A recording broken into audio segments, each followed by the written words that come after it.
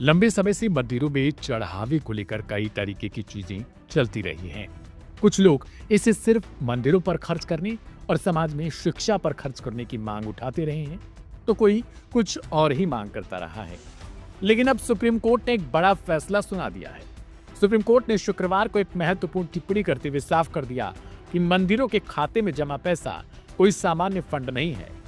इसके आगे supreme court से जो उच्च आदेश दिया गया वो एकदम से साफ कर देता है कि आखिर अब मंदिरों के पैसे को लेकर आगे होने वाली तमाम बहसें शायद बंद हो जाएं। सुप्रीम कोर्ट ने अपने फैसले में यह भी बता दिया कि आखिरकार मंदिर की जो चंदे या चढ़ावे होते हैं उनका उपयोग कहां किया जाना चाहिए। जी हां, सीजीआई ने कहा कि मंदिर के खाते में जमा पैसा भगवान का धन है और उसका इस्तेमाल किसी भी हाल में कोऑपरेटिव बैंकों की माली हालत सुधारने या उन्हें आर्थिक फायदा पहुंचाने के लिए नहीं किया जा सकता। यह फैसला तब आया जब केरल के दो cooperative bank Mananthavady cooperative urban society limited और Thirunelli service cooperative bank limited high court के उस आदेश के खिलाफ सुप्रीम कोर्ट पहुंचे थे जिसमें थिरुनेली मंदिर देवस्थानम की जमा रकम वापस करने को कहा गया था। मुख्य न्यायाधीश सूर्यकांत और न्यायमूर्ति जयमाल्या बागची की पीठ ने सुनवाई के दौरान बैंकों से सवाल पूछा कि आखिर मंदिर का पैसा वापस करने के हाईकोर्ट के निर्देश में गलत क्या है। कोर्ट ने कड़ी फटकार लगाते हुए कहा, आप मंदिर के पैसे का इस्तेमाल बैंक को बचाने के लिए करना चाहते हैं।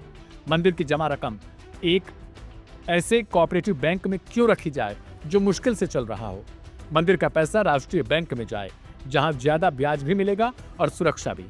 कोर्ट ने साफ कहा, मंदिर का पैसा भगवान का है, इसे केवल मंदिर के हित में सुरक्षित रखा और उपयोग किया जाना चाहिए।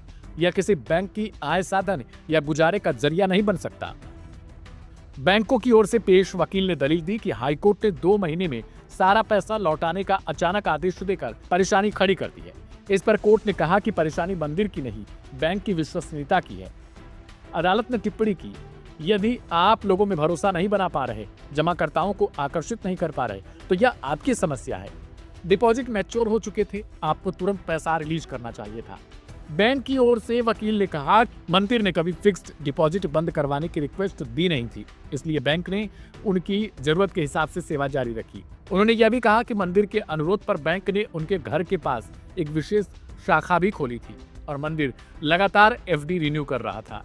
लेकिन सुप्रीम कोर्ट ने इन दलीलों को महत्व ही नहीं दिया और कहा कि मंदिर को अपना पैसा कहां और कैसे रखना है यह मंदिर प्रबंधन तय करेगा, ये बैंक नहीं तय कर सकता।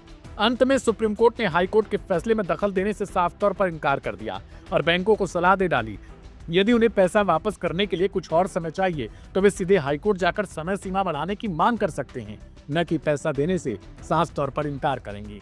फिलहाल सुप्रीम कोर्ट के इस आदेश पर आपकी क्या राय है, कमेंट करके हमें जरूर बताएं।